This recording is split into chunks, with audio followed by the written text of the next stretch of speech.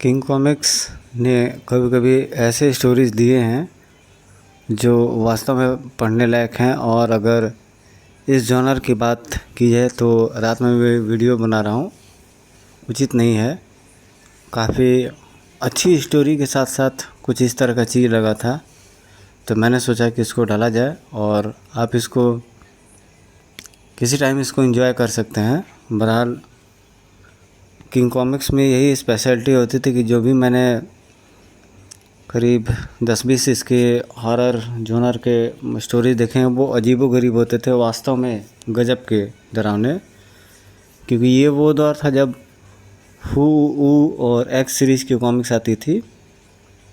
फ्रेंडी series भी उसी दौरान निकले थे, तो हो सकता है कि उस दौर के राइटर्स बहुत शोध करके ऐसी स्टोरीज़ पर अपना कदम चलाते होंगे। ये फ्रंट कवर पर लीजा और वक्र दिख रहे हैं।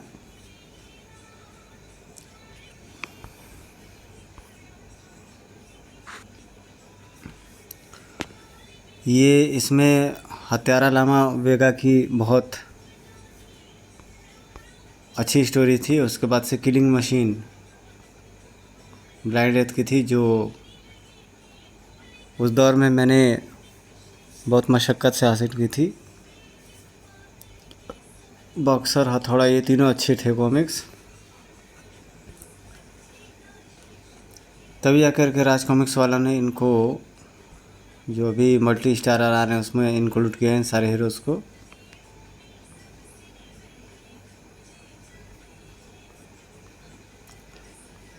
छः सौ 82 वर्ष पूर्व तक्षशिला पर राजा दुर्बुद्धि राज किया करता था।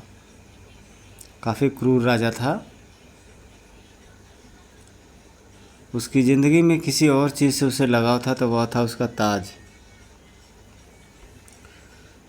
नाम से ही लग रहा है, तरुण कुमार वाही जी इसके लेखक हैं। और ताज, इस ताज को कोई दूसरा कोई धारण न कर पाएगा। मृत्यु के पश्चात भी ये ताज मेरे ही मस्तिष्क की शोभा बनी रहेगी।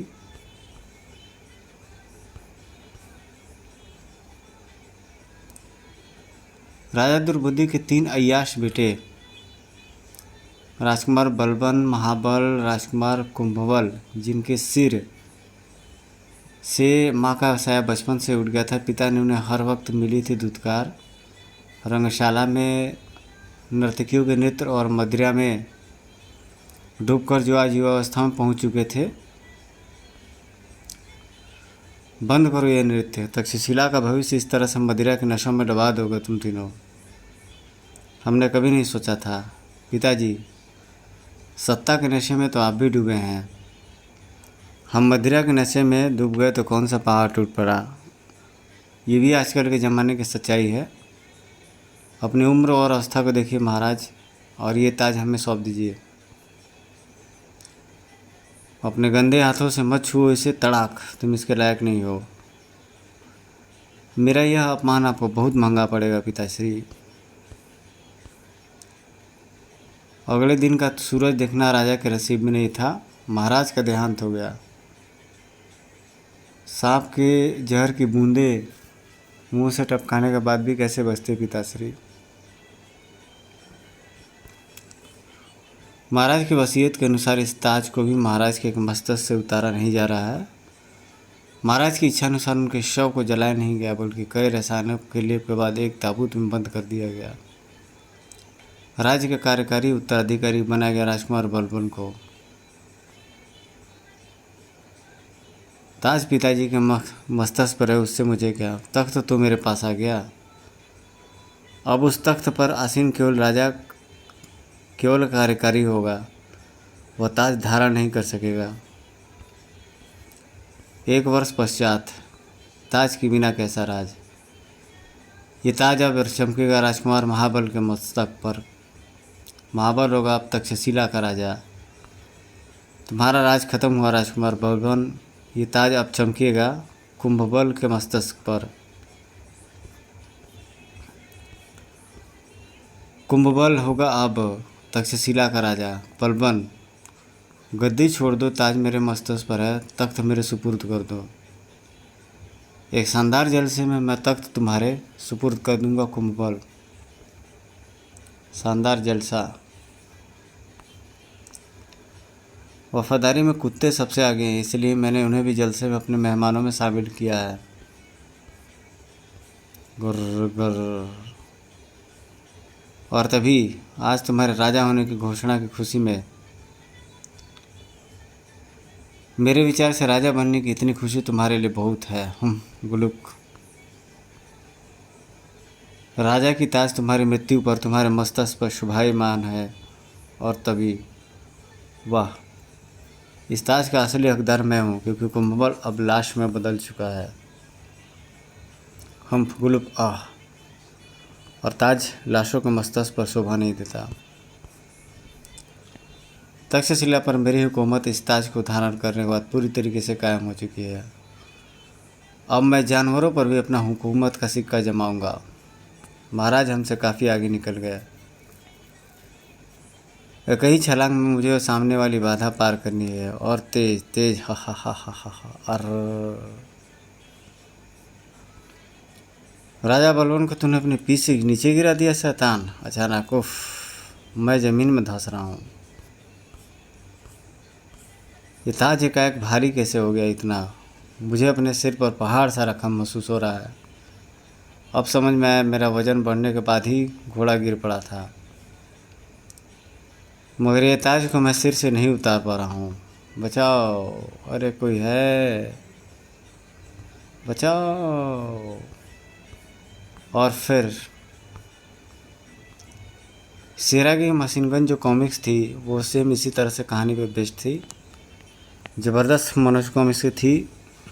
बहुत यूनिक स्टोरी थी शेरा की मशीन गन कॉमिक्स। उसके बाद घोड़े की मदद से पता लगा बलबन की लाश का, मगर लाख कोशिशों के बाद भी उस ताज को वहाँ से ना खोजा जा सका।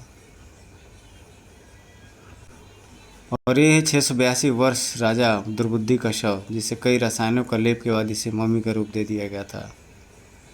ओह, राजा दुर्बुद्धि का कहा सच निकला न राजू गाइड। तीनों बेटों में से कोई भी उस ताज को धारण करने के बाद जीवित नहीं बचा।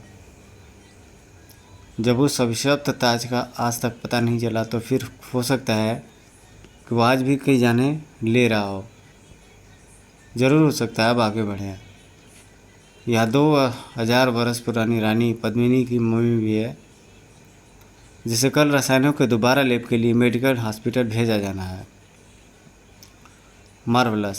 कितना खूबसूरत हीरो का हार है, क्योंकि अपराधी जगत में ज्वेल थीफ के नाम से जाना जाता है, यानी जेवरों का चोर।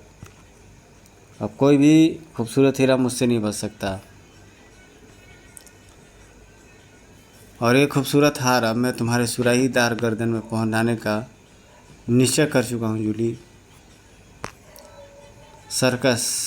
आज भी नन्हे मुन्ने बच्चों का यह शब्द चुंबक की तरह अपनी ओर आकर्षित करता है। सर्कस में नन्हे बच्चों का आकर्षण होता है अपनी हरकतों, पुलियों से हंसा हंसा कर लोटपोट कर देने वाले जोकर। याहू, प्यार जेमिनी सर्कस। उफ उफ, वह खतरनाक जानवर। Jump jump. वाह, बड़ा खूबसूरत था समरसाल्ट था। टेपीज के इस खतरनाक खेल को अंजाम दे रहे थे कक्कू और राजा। पंडाल उनके कर्तव्यों को देखकर तालियों की गड़गड़ाहट से गूंजता रहा।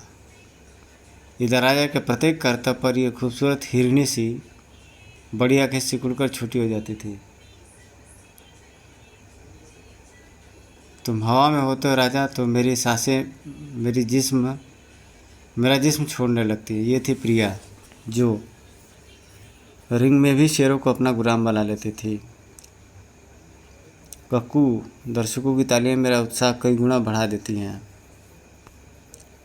बस तुम्हें सेफ्टी नेट हटाकर अपनी कला का प्रदर्शन करना होगा आज। और फिर आज मैं प्रिया को इतना रोमांचित कर दूंगा कि वो अपने मुख प्रेम का इजहार खुलेआम कर देगी। और फिर मेरा खेल अभी ख़त्म नहीं हुआ। मेरी अगली समरसॉल्ट बिना सेफ्टी नेट के होगी। नहीं, राजा की इस घोंसला पर काँप उठी थी प्रिया। लोगों के हृदय धाड़ धाड़ कर कर बज उठे जब नीचे मौजूद जाल को हटा दिया गया। कृपया शांत रहिए। ऐसे रोमांचक खेल में कोई भी आवाज़ खिलाड़ी का ध्यान भंग कर सकती है। जबकि एक ज़बरदस्त उत्साह के साथ राजा ने वो समरसॉल्ट लगाई। इधर जब ज़बरदस्त उत्साह के साथ राजा ने वो समरसॉल्ट लगाई। कक्कू थाम लेना यार, आत्मा ऊपर चली जाएगी और नीचे। और तीसरी कलाबाजी में वह कक्कू के हाथों के निकट में था। 3 कलाबाजियों में कोशिश कामयाब। कक्कू थाम। हा हा हा, तुम्हारी पहली और आखिरी कोशिश। कक्कू ये क्या कर रहे हो? मुझे पकड़ो, भगवान के लिए मुझे पकड़ो। उस कटे पंछी के समान राजा रिंग की ठोस जमीन पर सिर के बिल जाके गिरा। आई राजा। उसी रात तुम यहाँ क्यों आए हो? तुम्हारे लिए प्रिया। ये देखो, वह खूबसूरत व बेशकीमती ताज मुझे कल जंगल में गुजरती नदी के तल में एक चट्टान के नीचे पड़ा हुआ मिला, जब मैं हाथियों को नदी पर नहलाने ले गया था। यह तुम्हारे लिए है प्रिया, मैं तुम्हें रानी बनाकर रखूँगा। कक्कू, मैं तुम्हें अपनी स्वीकृति या अस्वीकृति अपने फ्रेंड टाइगर के पिंजड़े में सामने दूंगी। तुम्हें मंजूर है? हाँ हाँ, मैं मंजूर है। यह सब तुम्हारे लिए है प्रिया, मैं तुम्हें रानी बनाकर रखूँगा। ओह, इसीलिए तुमने राजा की उस वक्त कैसे नहीं किया था, ताकि तुम्हारे रास्ते का कांटा साफ हो जाए और लोग इसे दुर्घटना समझें। वाह, मैं तो शहंशाह सा महसूस कर रहा हूँ इस ताश को मस्तिष्क पर लगाकर। मुझे मंजूर है। तुम्हें जवाब चाहिए ना कक्कू, और ये रहा वह जवाब। वाह, मैं तो शहंशाह सा महसूस हो रहा हूँ इस ताश को मस्तिष्क पर लगाकर। बचाओ।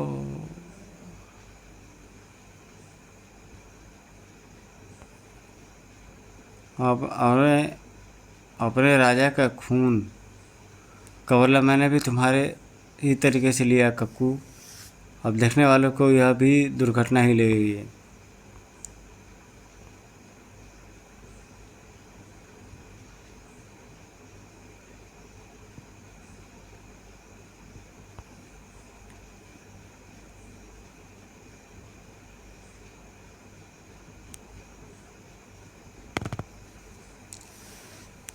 अपने राजा के खून का बदला मैंने भी तुम्हारे ही तरीके से ले लिया है कक्कू। अब देखने वालों को यह भी दुर्घटना ही लगेगी। ओ, अगर टाइगर को पीले में जाओ टाइगर।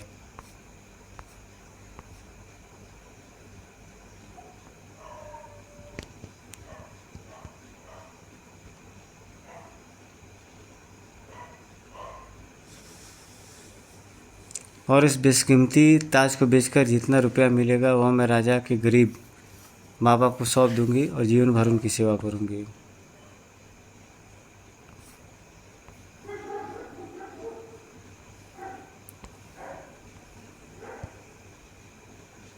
अपने राजा के खून का बदला भी मैंने तुम्हारे ही तरीके से लिया कक्कू। अब देखने वालों को यह भी दुर्घटना ही लगेगी।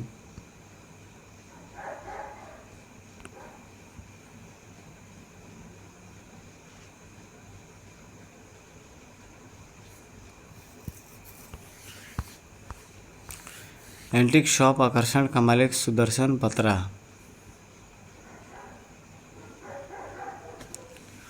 ये क्राउन कहाँ तुम्हें से मिला? आप पेड़ गिरने के बजाय फल खाइए मिस्टर बत्रा। यह ऐतिहासिक महत्व का ताज मालूम पड़ता है, जिसकी कीमत करोड़ों में भी हो सकती है, लेकिन मुझे तुमसे सिर्फ 25 लाख चाहिए तुरंत।